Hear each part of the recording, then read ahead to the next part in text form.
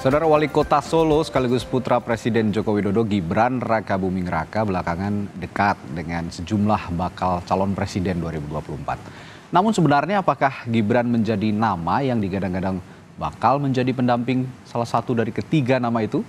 Apa yang menarik dari nama Gibran? Lalu jika benar, bagaimana dengan aturan Mahkamah Konstitusi soal batas minimum usia calon presiden dan calon wakil presiden yang dikatakan di konstitusi harus 40 tahun. Nah, kita akan membahasnya dengan sejumlah narasumber yang hadir melalui daring. Ada Ketua DPP PDI Perjuangan Eriko Sotarduga. Selamat pagi, Bung Eriko. Assalamualaikum, selamat pagi Mas Radi, apa kabar? Baik, Pak baik. Karim. Dan ada juga Habibur Rahman. Ya, ada juga Wakil Ketua Umum Partai Gerindra Habibur Rahman. Pagi, Bung Habib. Yo, selamat pagi semua guys. Sapaan guys ini milenial banget nih, udah kelihatan ya. Dan satu lagi ada pakar komunikasi politik dan guru besar komunikasi politik dari Universitas Pendidikan Indonesia UPI, Profesor Karim Suryadi. Selamat pagi, Prof. Assalamualaikum. Selamat pagi, Assalamualaikum Radi, Bang Eriko, Bang Habib. Ya, Prof. langsung kita ngobrol-ngobrol. Saya akan ke Bung Eriko dulu sebagai empunya PDI Perjuangan nih. Nah, ini kenapa tiba-tiba muncul pernyataan dari Mbak Puan Maharani pada saat itu Gibran bisa dipertimbangkan jadi bakal calon wakil presidennya dari Mas Ganjar Pranowo. Apa pertimbangan partai pada saat Mbak Puan mengeluarkan pernyataan itu? Nah, begini Mas Radi, kita ini kan berkumpul di sini, apalagi ada pakar komunikasi, ada saudara saya Bro Habibur Rahman, begitu juga Mas Radi dan seluruh yang menyaksikan ini. Ini sebenarnya menarik. Kenapa? Ini kan sebenarnya sebelum ada dari MK untuk memutuskan bahwa usia calon presiden, wakil presiden itu boleh di bawah 40. Nah, selama ini kami tentunya bersikap bahwa kita mengikuti aturan yang ada. Saya rasa semua kita mensepakati hal itu. Nah, tetapi kan berkembang saat ini bahwa ada kemungkinan, nah ini kan baru kemungkinan bahwa bisa saja ini dipenuhi pengajuan dari judicial review ini untuk di usia di bawah 40 tahun. Dan ini sangat menarik. Nah, sebenarnya Mas Radi, apa yang salah dengan yang disampaikan Mbak Puan? Justru ini mensikapi. Kalau mau dilihat secara jujur sebenarnya Mas Radi, yang paling mungkin bersama Mas Gibran itu siapa? PDI Perjuangan loh Mas Radi. Karena Gibran seorang kader PDIP, begitu maksudnya. Satu. Kedua, beliau sudah jadi wali kota juga dari PDI Perjuangan. Nah, yang ketiga yang saya mau sampaikan, nah yang memungkinkan untuk mencalonkan langsung kan memang PDI Perjuangan. Betul tidak Mas Radi atau kita semua? Nah, katakanlah kalau saya mau menyampaikan di sini, nanti kan bisa saudara saya Bro Habibur Rahman akan menyampaikan juga. Nah, kalau di PDI Perjuangan kan suaranya sudah cukup. Kalau kita mau mendaftarkan nanti misalnya lah, ini berandai-andai atau kalau dalam bahasa terangnya menduga-duga kan begitu kan, keluar dari MK keputusan bahwa calon presiden wakil presiden boleh di bawah 40 tahun. Nah, yang paling memungkinkan siapa Mas Radi? Tentu PDI Perjuangan. Karena ketiga hal itu sudah bisa langsung katakan mendaftarkan. Nah, kalau bagi saudara-saudara kami yang lain dari poros-poros yang lain, tentu kan harus katakan persentasenya dihitung. Apakah sudah pasti mau? Misalnya contohnya dari Gerindra. Apakah yang kalau nanti PKB tidak dicalonkan masih mau bersama-sama? Apakah misalnya katakan Golkar sudah memutuskan bahwa Pak Erlangga harus jadi calon presiden atau wakil presiden? Nah, begitu juga dengan PAN dengan Mas Erick Thohirnya. Nah, jadi apa yang disampaikan Mbak Puan ini sebenarnya menjawab bahwa PDI Perjuangan punya kemungkinan untuk hal itu. Tetapi sekali lagi Mas Radi ini kan mensikapi dari pertanyaan tadi, seandainya kalau dari MK untuk memutuskan di bawah 40 tahun. Artinya kami saat ini tentunya tidak bisa mensikapi secara formal karena memang belum ada keputusan seperti itu. Tapi sekali lagi semua ini harus dibicarakan tentu dengan partai-partai yang mendukung. Dalam hal ini ada P3, ada Perindo, ada juga Hanura. Itulah boleh dikatakan pengalaman di 2019 seperti itu yang dilakukan oleh ketua umum kami. Tapi Bung Eriko, ini kok kayak kalau orang Sunda, Prof Karim juga pasti sering dengar istilah ini ojol-ojol, ujuk-ujuk gitu ya. Sebelumnya 5 nama yang digodokkan dalam bursa calon wakil presiden Ganjar Pranowo ini, tapi tiba-tiba nama Gibran ini muncul. 5 nama ini yang dilihat kita ketahui bersama ya sudah malang melintang di politik dan juga di pemerintahan begitu, ada nama Erick Thohir dan sebagainya.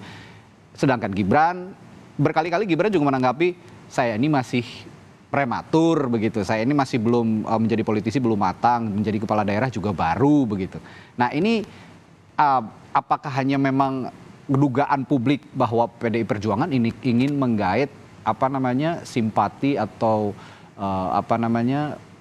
dukungan dari Joko Widodo sebagai presiden? Karena Pak Jokowi kan sudah tidak bisa nyapres lagi, sudah 2 periode, tapi pertimbangan dukungan kepada Jokowi ini akan dilimpahkan ke PDI Perjuangan dengan mengusung DNA-nya Pak Jokowi, ya Mas Gibran ini. Gitu, Bung Eriko. Gimana pertimbangan? Begini Mas Radi, ini kan tadi mensikapi apa yang disampaikan oleh pertanyaan oleh Mas Radi, begitu juga Mbak Puan yang disampaikan pada saat doorstop. Nah, ini hal yang menarik sebenarnya Mas Radi. Kalau kami mau mengatakan bahwa kami patut bersyukur, tiga-tiga ini kan sebenarnya adalah kader PDI Perjuangan. Ya.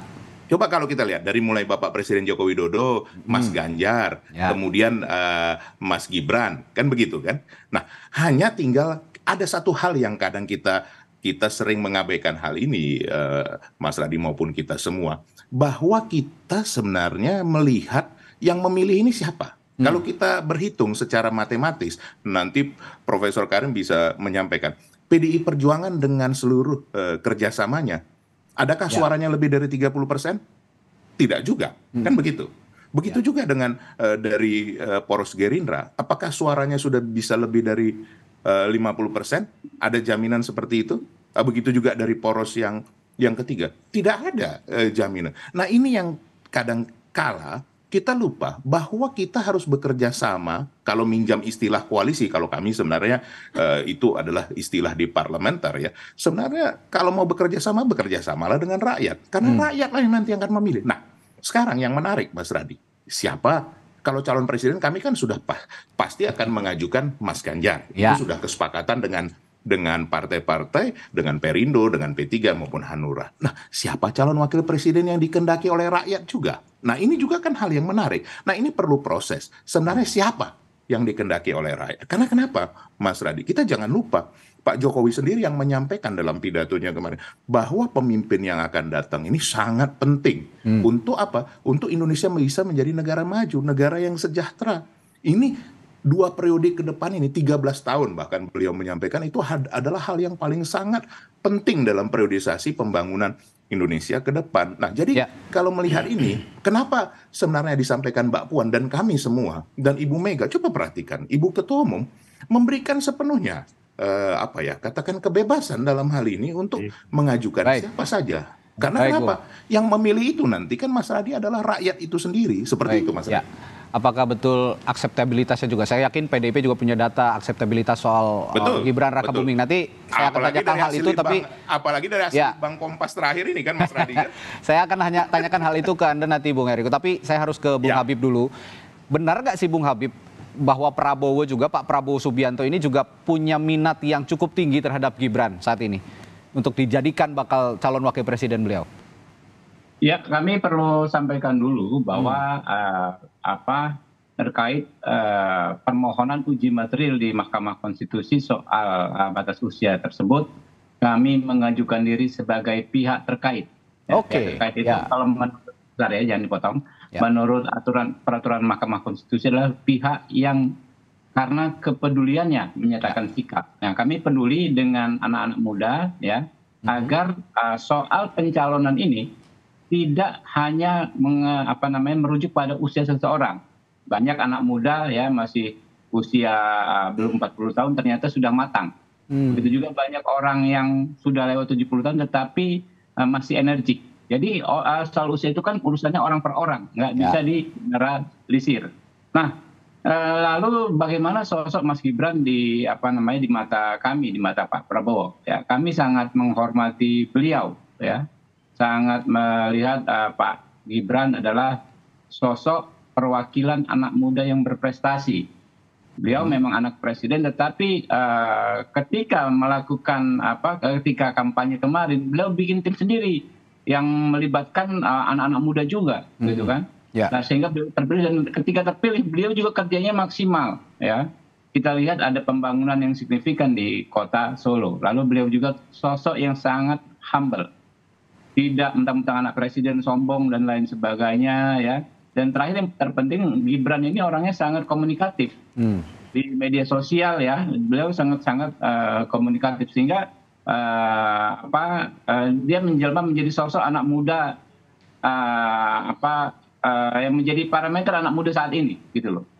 Ukurannya orang pasti mengacu kalau anak muda gimana, Mas Gibran. Nah, itu dia. Nah, terakhir terkait capres dan cawapres yang akan diajukan oleh Partai Gerindra. Ya. Kami perlu menegaskan bahwa capres dan cawapres itu akan ditentukan oleh Gus Muhaimin, Pak Prabowo, serta para pimpinan, para ketua umum partai-partai koalisi lainnya.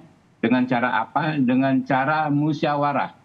Musyawarah itu apa? Artinya semua orang, ya, kami para kader partai politik, lalu lembaga-lembaga survei, para pengamat, ya, tokoh-tokoh masyarakat, tokoh agama, boleh mengajukan saran, ya kan, merekomendasikan orang kepada para ketum-ketum tadi, ya kan, lalu beliau-beliau lah yang akan memutuskan. Jadi kalau Anda tanya apakah ada short list, long list, ya kan, tidak ada. Ya, yang ada adalah semua masukan diterima, lalu akan dicermati dan diputuskan dengan cara apa. Nah, ini dia, caranya adalah musyawarah. Jadi tidak ada satu anggota koalisi pun yang akan ditinggal. Semua akan didengar pendapatnya, sehingga ketika ada satu nama cawapres dari Partai Gerindra, dari koalisi yang saat ini ada, itu pastilah nama yang disepakati oleh semua partai politik anggota koalisi. Kurang lebih seperti itu.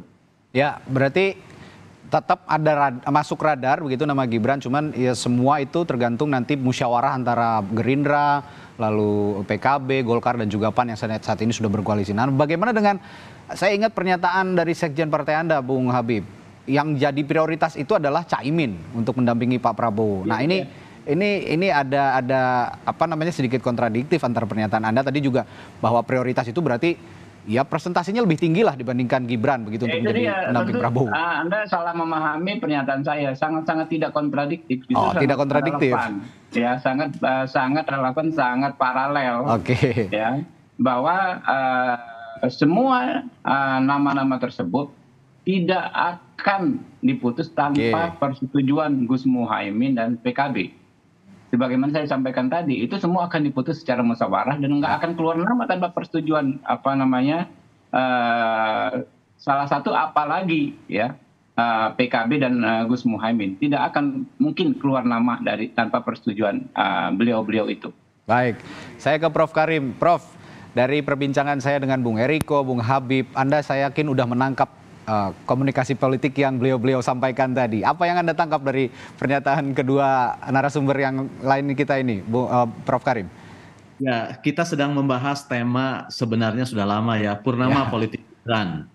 Kenapa saya bilang purnama politik Gibran? Karena sosok ini amat menarik dan susah dijelaskan secara teori.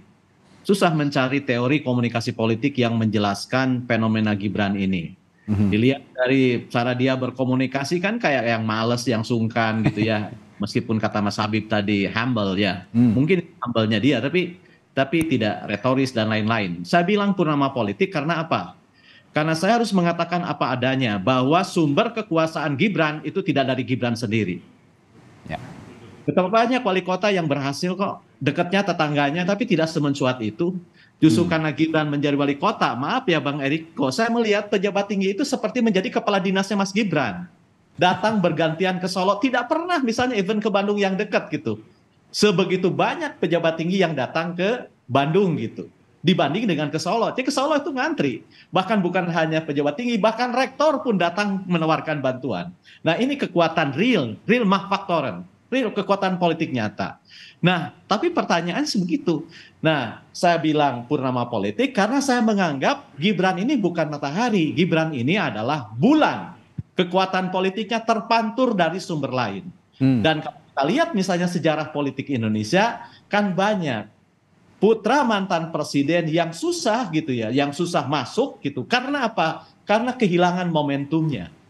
Ketika misalnya kita lihat misalnya mulai dari Pak Harto gitu ya, tidak ada anak Pak Harto yang jadi menteri, yang jadi wali kota, bupati dan lain-lain. Kemudian ganti Habibie tidak ada. Kemudian SBY hanya jadi legislatif. AHY begitu Pak SBY turun bahkan menjadi di gubernur DKI saja gagal. Kemudian Yeni Wahid, bapaknya pendiri Partai Kebangkitan Bangsa, tapi Yeni Wahid tidak bisa menguasai karena sudah berhasil. Nah, jadi kalau saya lihat ini soal momentum sebenarnya, soal momentum kemunculan Gibran dan juga Bobi Nasution ketika sumber kekuasaan politiknya masih ada, sehingga ketika purnama politik ini terjadi, nah kemunculan siapapun yang terkait dengan DNA itu akan memancarkan cahayanya. Nah, hanya sekarang, mengapa muncul sekarang tadi Mbak Puan sudah menegaskan dengan kalimat yang sederhana, bahwa kalau MK kabulkan, ini kan kalimat pengandaian. Jadi kalau mengapa sebelumnya hanya beredar 5, lalu kemudian muncul Gibran, ya pengandaian kalau MK kabulkan. Meskipun menurut saya sih, kalau intuisi saya, kayaknya ini tidak akan dikabulkan. Kayaknya. Mengapa? Karena saya melihat misalnya, kalau melihat jurisprudensi putusan MK, ya 15/2007, tentang gugatan batas usia kepala daerah, kan dia bilang itu bagian dari kebijakan hukum pembentuk undang-undang. Jadi saya rasakan ini urusan pemerintahan, bahkan presiden, wakil presiden adalah kepala pemerintahan tertinggi begitu. Masa diserahkan? Jadi menurut saya, mengapa ini menjadi binar politiknya luar biasa? Karena Gibran masih berada dalam purnama politik. Karena pertanyaannya, apakah purnama politik akan selamanya? Ya tahu sendiri, purnama tidak selamanya, akan bergantung kepada apakah mataharinya masih menyinari bulan atau tidak. Baik. Nah, boleh saya jawab? Menarik. Sebentar, Bung Eriko, saya harus jeda dulu sebentar. Kita boleh, nanti Anda boleh menanggapi setelah jeda. Nah, ini memang menarik. Saya yakin juga Prof Karim ini pendapatnya ke arah bahwa Presiden Jokowi ini masih punya pengaruh untuk menyisipi calon-calon pemimpin kita di masa depan. Nah, kita akan bahas setelah jeda. Nanti apakah juga Gibran punya elektabilitas yang baik di mata publik? Kita akan bahas sesaat lagi bersama para narasumber. Tetaplah bersama kami di Sapa Indonesia Pagi.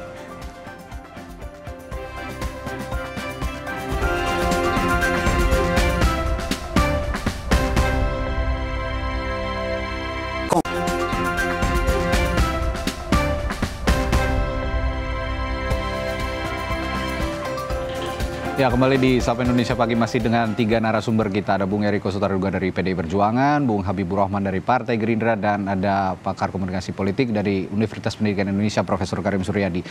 Saya tertarik dengan pernyataan Prof Karim tadi, purnama politik.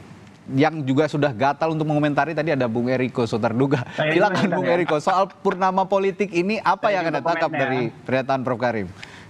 Ya, saya harus jujur Mas Radi, Profesor Karim ini pengamat, pembicara dan juga ahli yang salah satu yang saya kagumi. Beliau ini berani melawan arus. Artinya begini, beliau ini sebenarnya menerapkan prinsip ikan salmon, Mas Radi.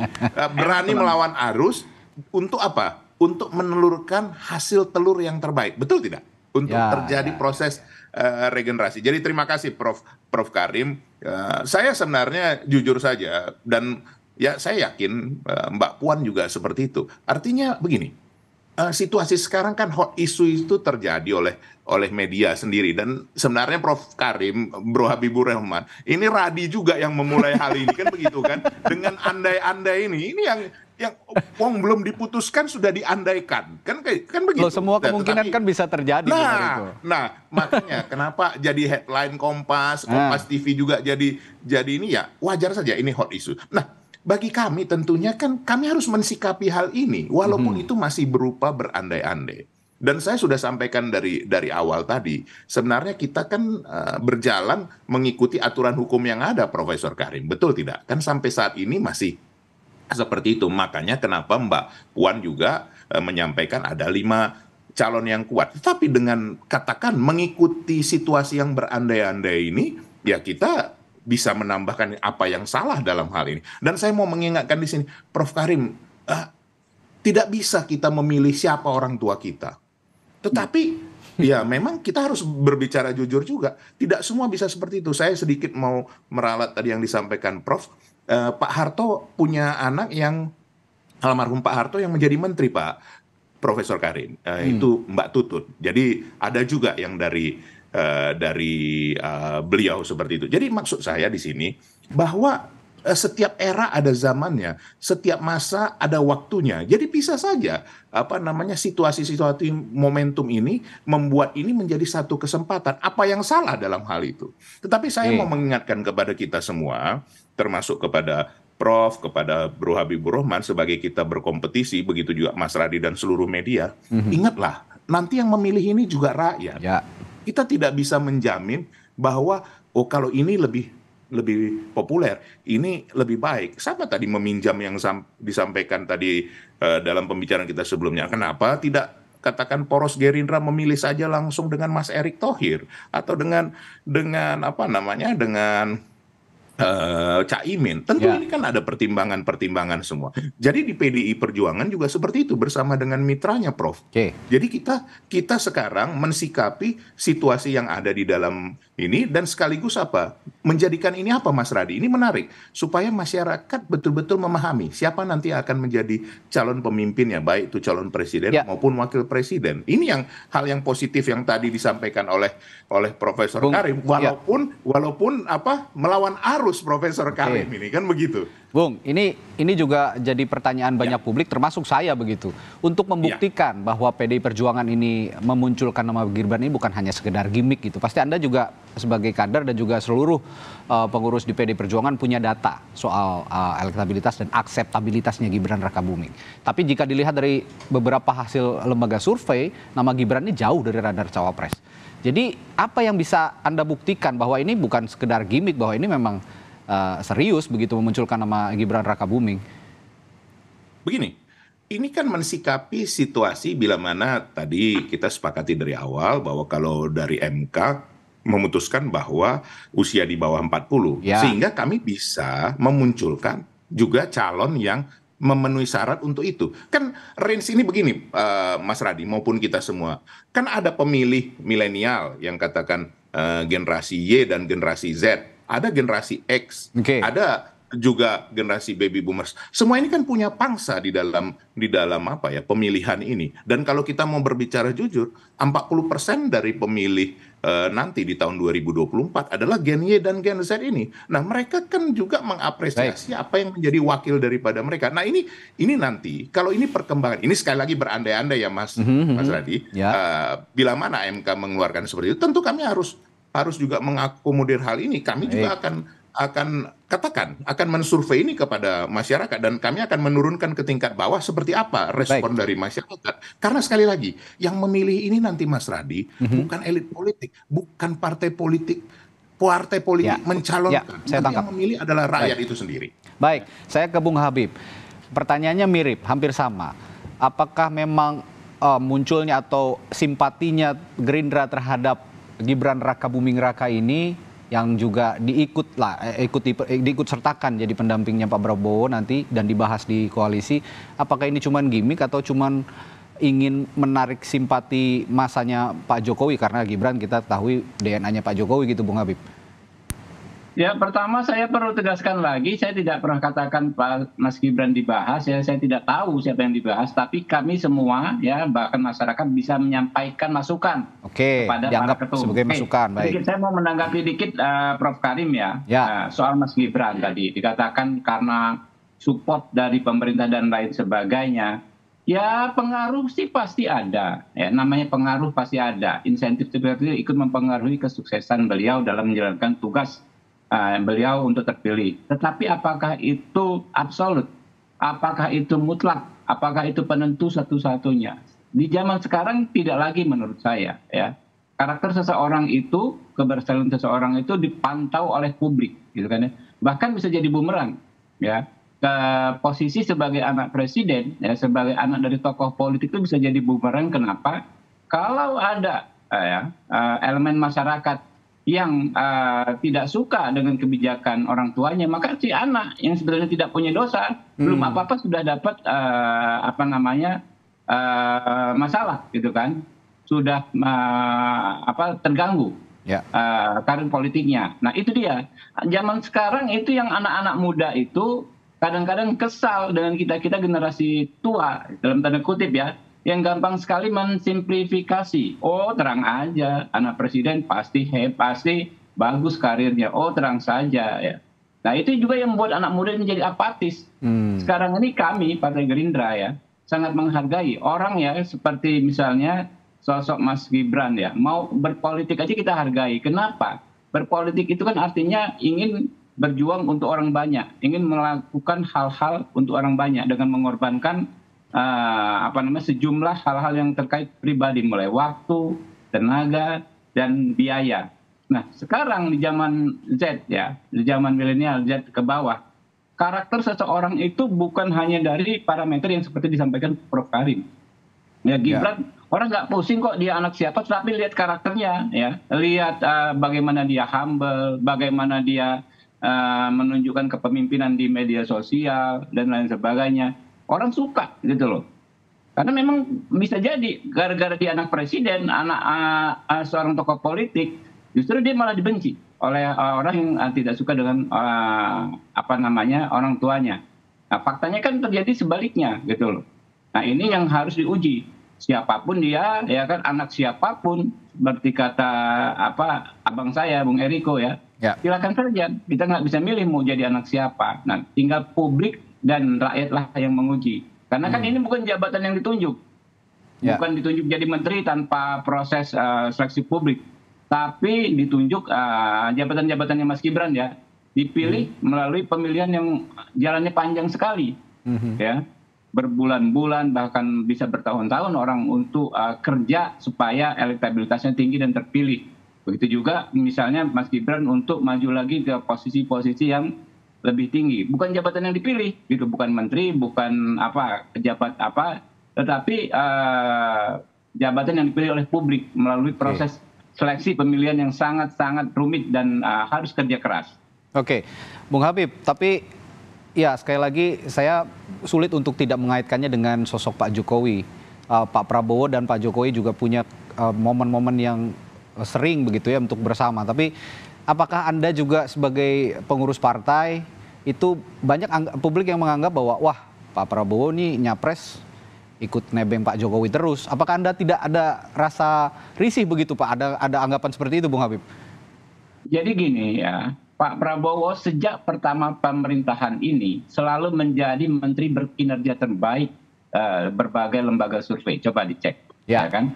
Sejak pertama pemerintahan ini. Kedua, Pak Prabowo itu perlu ya, yang dia sebut-sebut terus tiap kampanye di mana-mana, menunjukkan dan mengkampanyekan persatuan nasional. Jadi beliau bilang, bangsa kita ini diramalkan akan menjadi bangsa besar, ekonomi keempat terbesar di dunia oleh The Economy dan oleh para pakar-pakar strategis dunia. Syaratnya apa? Syaratnya adalah elitnya kompak. Kalau elitnya kompak di grassroots, insya Allah ikutan kompak. Nah, itulah yang ingin ditunjukkan Pak Prabowo dengan beliau menunjukkan kekompakan ke Pak Jokowi. Kita bayangkan kalau Pak Prabowo dan Pak Jokowi tidak kompak selama masa pemerintahan kemarin, ya, misalnya ada badai pandemi dan lain sebagainya, sulit sekali Pak kita menghandle situasi. Ya kan? Kan perlu persetujuan semua parpol di DPR dalam konteks anggaran, ya. Perlu lagi support legislatif di seluruh daerah. Nah, itu akan sangat sulit. Faktanya elit kita kompak dan Pak Prabowo bersama Pak Jokowi adalah ikon persatuan. Kalau kita jujur, karena dua orang yang berkontestasi sangat sengit di dua pemilu, ya, bahkan angkanya pun tipis-tipis sekali kan 52, 48 dan lain sebagainya. Surveinya juga selama 10 tahun dekat bisa bersatu. Itulah mengapa Pak Prabowo ya bukan nggak punya kinerjanya paling the best sebagai Menhan, ya kan? Tetapi beliau berkepentingan supaya pemilu ini jangan jadi ajang perpecahan, Pak. Ya, pemilu ini menjadi ajang persatuan karena saya seperti kata Bung Eriko tadi, Ini bukan momentum pertama kita, tapi ini momentum satu-satunya bagi kita untuk bangkit lompat ke depan menjadi bangsa yang besar. Kalau sampai lewat momentum ini entah kapan kita bisa dapat momentum sebaik ini lagi gitu. Baik, konteksnya kebersamaan Pak Jokowi dan Prabowo, Pak Prabowo, Anda tadi menegaskan bahwa ini dalam konteks demokrasi, pesta demokrasi yang sehat, begitu menyongsong pesta demokrasi yang sehat, tetap bersama menyongsong pesta demokrasi dan jangan ada perpecahan lah begitu ya yang terjadi karena pesta demokrasi. Konteksnya demikian. Baik, saya akan ke Prof. Karim. Prof, saya akan spesifik bertanya soal gugatan yang saat ini sedang berlangsung, diajukan salah satunya oleh Partai Solidaritas Indonesia ya, soal usia calon presiden dan calon wakil presiden yang tadinya 40 digugat begitu bisa menjadi 35 tahun. Tapi di sisi lain ada juga yang beranggapan bahwa sebenarnya ini bukan masalah konstitusi.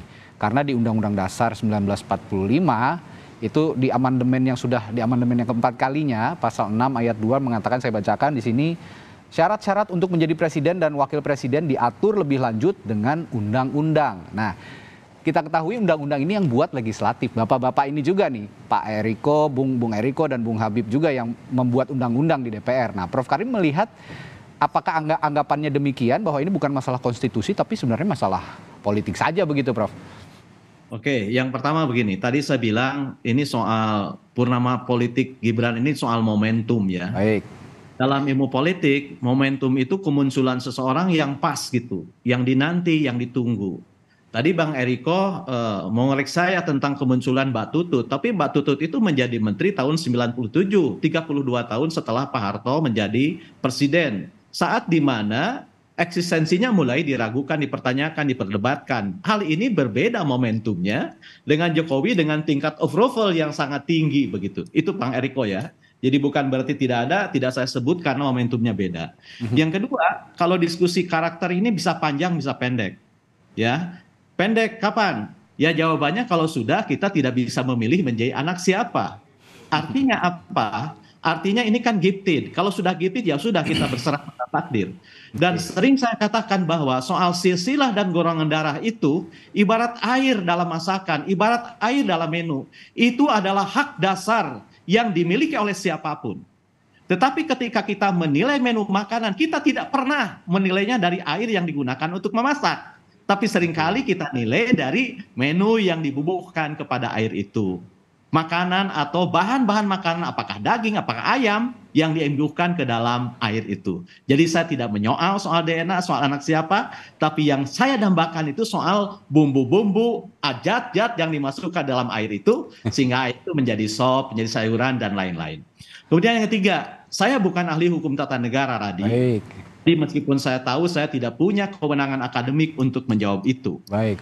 Pengetahuan dasar saya, gitu ya, pengetahuan dasar saya yang bukan ahli hukum tata negara itu, dengan melihat putusan MK 15/2007, kok saya rasa jurisprudensi akan berlaku bahwa batas minimum usia pemerintahan itu adalah bagian dari kebijakan hukum pembentuk undang-undang. Begitu bunyi amatnya. Tapi apakah ini akan berlaku atau tidak ya kita lihat aja. Kan hukum bisa mengacu pada jurisprudensi, bisa tidak, tergantung gitu ya. Namun yang lebih penting dari itu menurut saya begini. Karena ini kita menyangkut capres-cawapres gitu ya. Saya hanya ingin mengutarakan satu maksim saja. Saya setuju ya, saya sangat suka dengan cara Bang Habib, Bang Eriko dalam menganalisis baik Gibran maupun calon lain. Apa yang saya suka itu? Yang saya suka kedua tokoh yang tampil pagi ini, semuanya menonjolkan keunggulan dan kekuatan. Itu saya suka. Kenapa? Karena kalau kita menganalisis sosok, menganalisis figur dengan memajukan, mengedepankan kebaikan, maka yang terpilih adalah orang-orang yang paling banyak kebaikannya. Sehingga yang tidak terpilih itu bukan berarti jelek, tapi kebaikannya kalah dibandingkan dengan mereka yang menang. Satu sisi. Tapi di sisi lain, saya ingin sampaikan juga salah satu maksim dalam ilmu politik. Jika temanmu terbuat dari madu, atau dilumuri madu, maka jangan kau jilati semuanya. Jadi artinya tetap gitu ya, yang dibutuhkan itu adalah sikap politik, Sebab bedanya sikap politik dan partisan itu, sikap politik itu tetap memiliki daya kritis untuk mengevaluasi. Kalau partisan itu bisa pendek debatnya, karena partisan itu akan berkata, saya akan samina wa atona terhadap figur yang dimajukan itu, karena kecintaannya tidak didasarkan atas analisis gitu ya, tapi disandarkan atas penerimaan atas dasar ya kepentingan, perintah dan lain-lain. Baik. Ya, ini saya terakhir terakhir ke Bung Eriko dan Bung Habib. Saya Bung Eriko dulu. Ini ada yang ingin ditanggapi dari Prof. Karim, silakan. Sedikit. Baik, dari Bung Eriko dulu sedikit saja. Ya, saya setuju dengan apa yang disampaikan oleh Prof. Karim. Tadi saya sudah sampaikan bahwa beliau menyampaikan sesuatu yang tidak biasa dan itu mengingatkan kita semua. Hanya begini, hidup itu pilihan, Prof.